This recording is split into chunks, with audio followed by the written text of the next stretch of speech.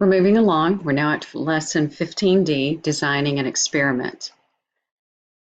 Wrong part to underline. About 90% of adults worldwide are infected with a virus that causes cold sores. You work for an employer who has developed a new cold sore cream that needs to be approved by the USDA before it can be sold. You are assigned to a team that will design and implement a study to determine the effectiveness of the new cream. This is a perfect time to hit pause, answer question 1 about, is the goal of this study to make an inference about a population or a treatment? Even read through the objectives, keep on going to question 2 and beyond, then hit start and then come back and work on it with me.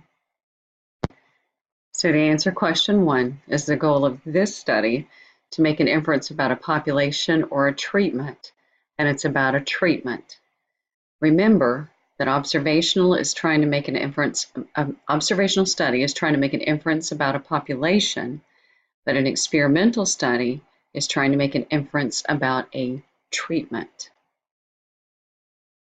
So the objectives for this lesson begin right off the bat. Double blind. They're always the best way to conduct medical experiments with human subjects.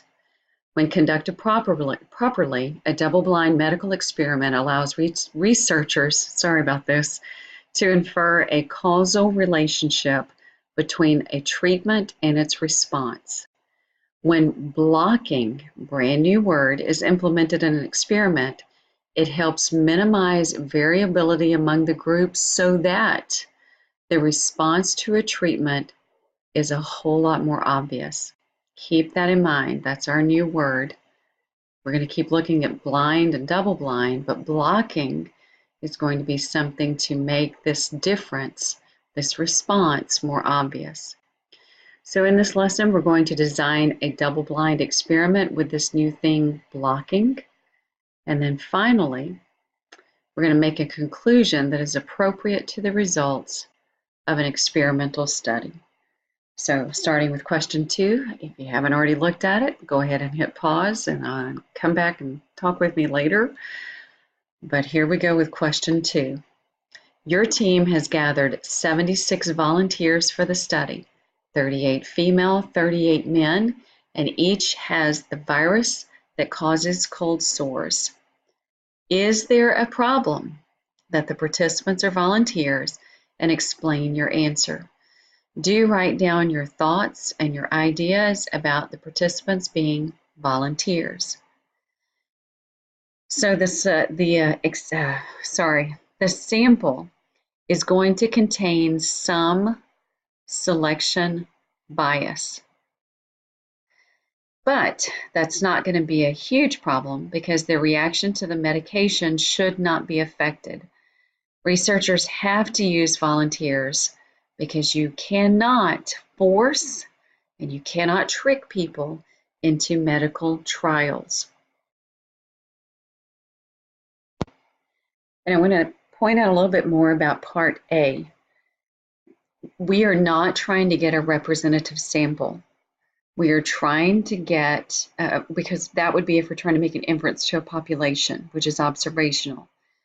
The primary purpose of an experimental study, it's directed towards the treatment. And right now we have people with cold sores. So representative samples are not required in our experiment. We need something like the blocking that's going to really make the differences obvious as to whether the treatment is what's making that difference.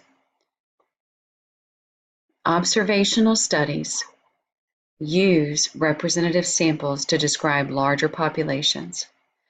This study is an experiment that describes the effects of a treatment. It is best when experiments have representative samples so that the results can be applied to entire populations. This is not always possible, but meaningful inferences can still be made with the understanding that they may not apply to all population members. Whew, that's getting detailed and interesting, and here we go with more parts and pieces to this. Part B, you have some concerns that men and women may react differently to this medication. Work with your group, and in our case, it's you and me, to devise a plan that will deal with this difference. So you and I talking, it might be helpful to separate the groups into a group of women and a group of men if you have some concerns about this medication that there could be different reactions between men and women. You could go ahead and separate them and then examine their responses differently.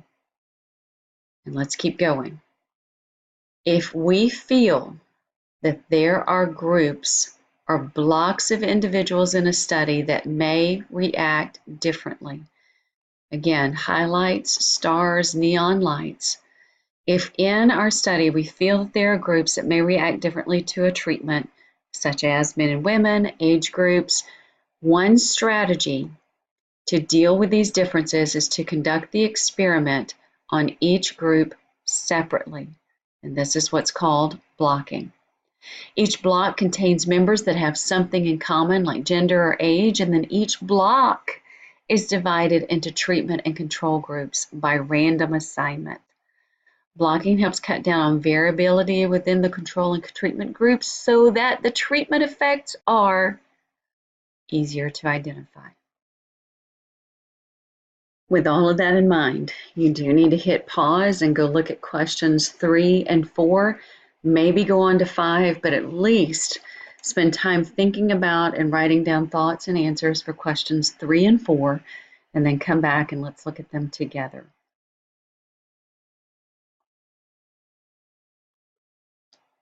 So your group has decided to minimize variability within groups by creating 2 blocks. One is going to have the female volunteers, the other will have the male volunteers. So each block has 38 members and needs to be divided into each one having a control group and each one having a treatment group.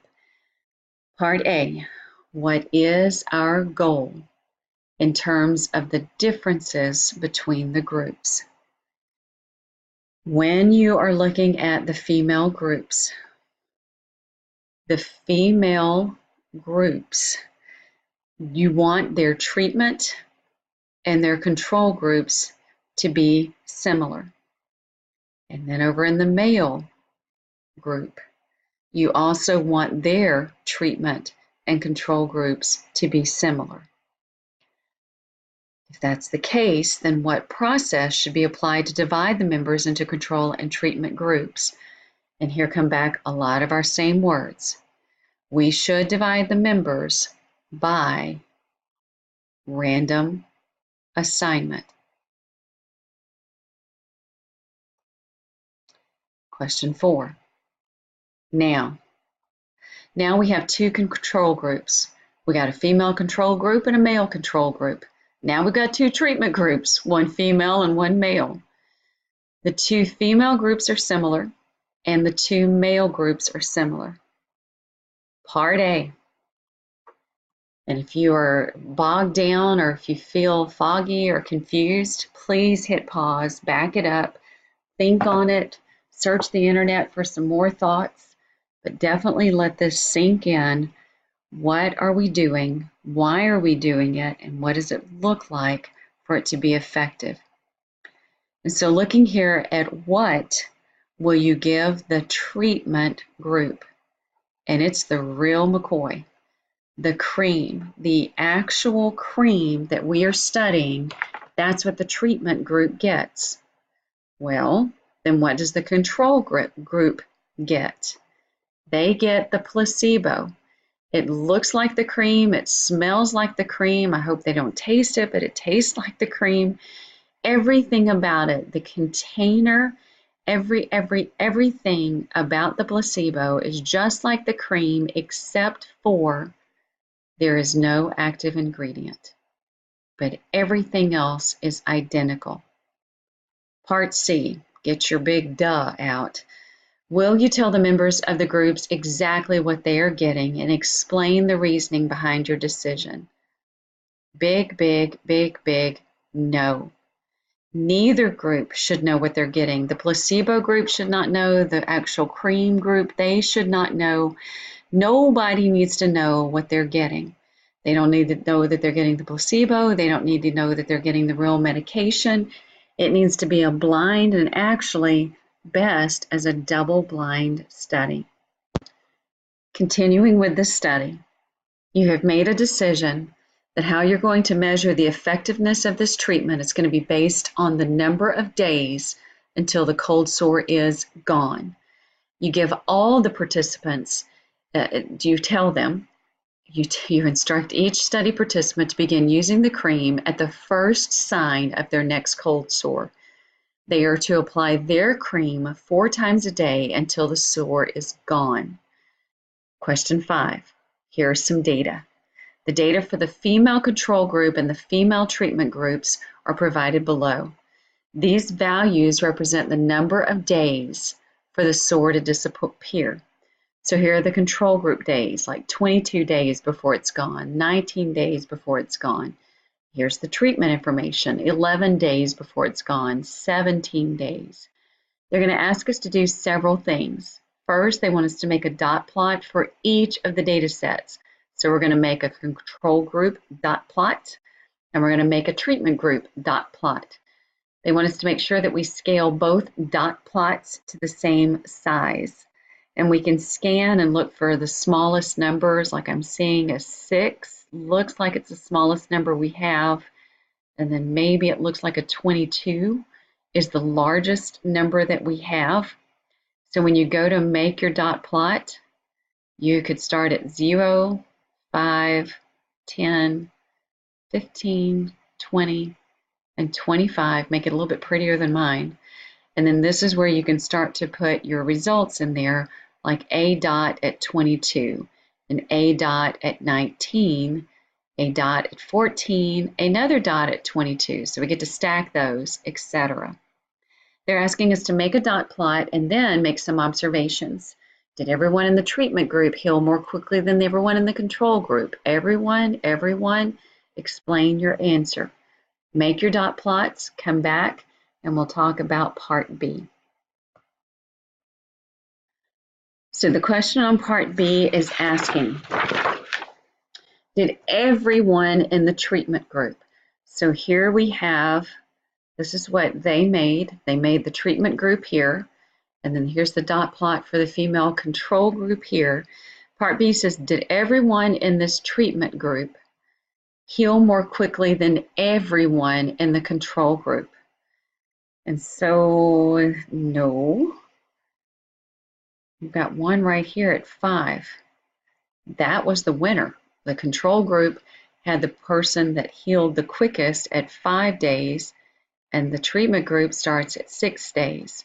So no, everyone in the treatment group healed fewer in 20 days. Let me see, right here's 20 days. So everybody in our treatment group did heal they did heal in fewer than 20 days, and several in the control group took longer than 20 days. But then some of the control group healed fairly quickly, very similar to the treatment group. In fact, the fastest healer was in the control group, and that's the 5-day healer right here. So looking at these, let me go ahead and erase all that I've drawn. And looking at just a quick normal curve, that's kind of the normal curve for the control group, kind of the normal curve for the treatment group, and it looks like middle-ish is about right here, and it looks like middle-ish, the mean or the median, is about right there. So the next thing they do ask us to do in part C is to actually calculate the average time for both of these groups, put an X on the horizontal axis. So this is when you need to hit pause, either put all this information in an Excel spreadsheet or calculate by hand, and let's see what the female control group average is and for the female treatment group. Hit pause, come back, and we'll discuss them together.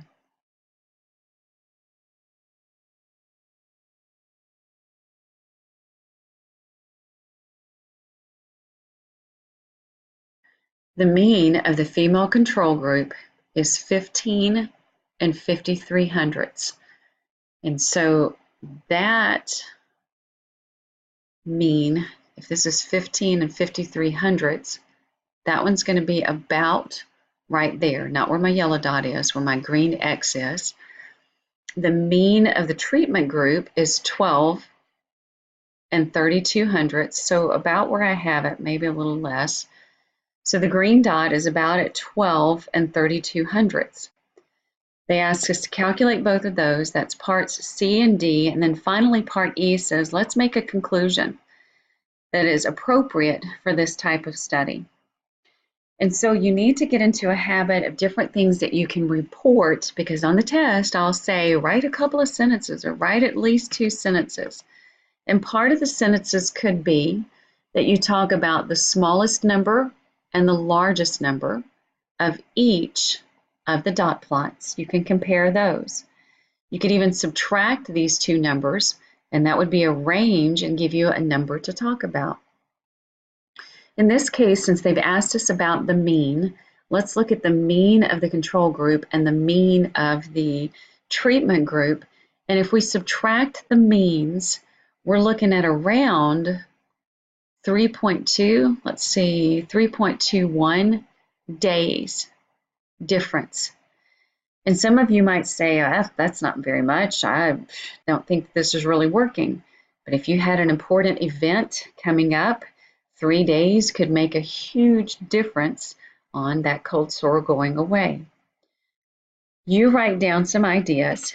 You write down some thoughts. You can talk about the normal distribution, and that's where you'll see the mean that this one's actually over more to the right, and this normal distribution is actually more over to the left, which accounts for the differences in the means. Write down a few thoughts on what you're seeing, and then I'll add a couple of thoughts like, for the women with the cold sore virus, the average from the control group is almost 16 days, where the average from the treatment group is closer to 12 days. And when you look at it that way, we're almost 4 days earlier. Confounding by gender and placebo effect has been controlled.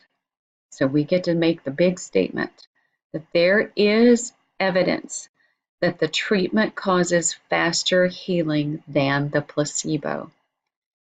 And this concludes our lesson 15D. You do need to look at your syllabus to see if there are more lessons for you to do this week. If so, get busy on those lessons, and if not, you're done. I'll see you next time on more videos.